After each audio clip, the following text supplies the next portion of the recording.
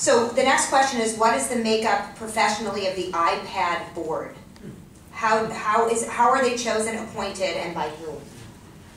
So there are 15 members. Some of them have to be physicians. Some of them need to be from the patient community. There's 6-year terms. Their salaries are, I think, $160,000, $180,000 a year.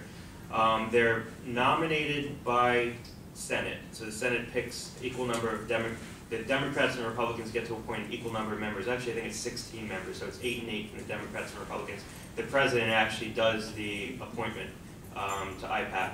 I think what you'll end up with is a board that looks a lot like the Medicare Payment Advisory Commission, MedPAC.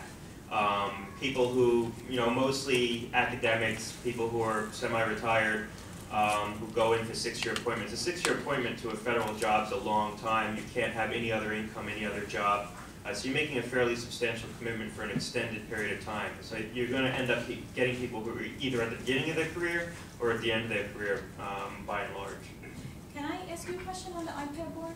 My understanding, I'm not sure if I understood this correctly, but it seemed to me from my reading that the legislation actually is a little squishy in the sense that the definition of a quorum, how many people actually have to be there to make that decision? It can actually, it seems like you don't really need a quorum. Yeah, there's speculation that the way it's written that they don't actually have to appoint the board to enact the powers of the board. But the board really has the force of Congress. So you're right that it's not subject to judicial review. So you can't sue the IPAB for what it does. The other construct here is that what happens is the IPAB recommendations go to Congress. Congress has 30 days to either enact recommendations that sand down Medicare reimbursement by an equal amount, an amount equivalent to what IPAB was recommending, or the IPAB recommendations automatically go into law.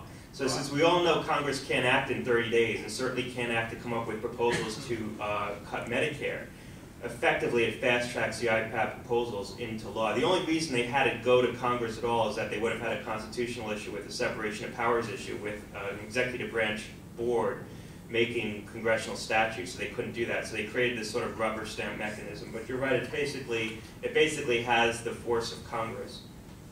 I don't know who's going to want to sit on it from the Republican side, frankly.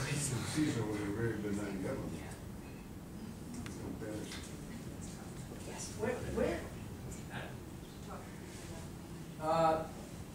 Having worked in the medical device industry and have looked at technologies that have changed the way quality of care is given, where is quality of care in all of this promoted in any way, shape, or form? And the second question is, Dr. Gottleib, out of some of the capitated systems, self-directed systems like Kaiser, does a Kaiser system that employs doctors and is also an insurance company a model for anything the government ought to consider? Can we hear the question in the back? Did you hear the question in the back?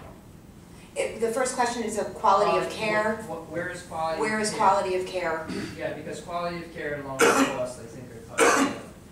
And the second part of it is a system like Kaiser a system that the government should consider relative to its effects on outcomes? Well, in terms of how this bill recognizes quality of care, I don't think the bill really is focused on health care reform. It's a health care access bill. It's a bill designed to expand health insurance access.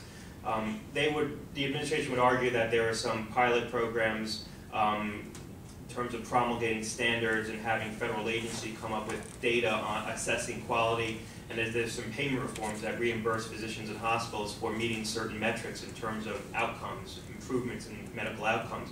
And they would point to that as their effort to try to improve quality. I don't think it's going to be easy to improve quality from the top down from promulgating federal rules. So my argument would be that there's not much in here that really recognizes the need to improve quality and delivery of care. In terms of Kaiser being a model, Kaiser is the model that they thought of when they constructed the Affordable Care Act. And they were thinking that the optimal system is to try to consolidate physicians around integrated medical networks, integrated delivery systems like Mayo, like Intermountain Health, like Geisinger, like Kaiser. There's a view inside the administration, frankly, that healthcare innovation in the delivery of healthcare will spring forth once you consolidate physicians around these integrated delivery systems that will invest in things that better coordinate care.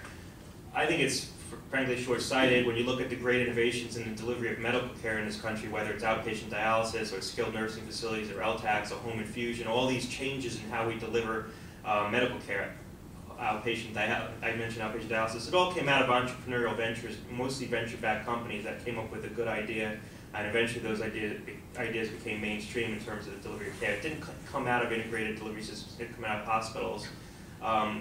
Just a final point, there also was a view that the reason why they created incentives to consolidate physicians around hospitals and create the Kaiser models, try to replicate the Kaiser models, that there's a view that these integrated delivery systems will be able to offer insurance policies directly onto the exchanges and basically game around the need to have an insurance company.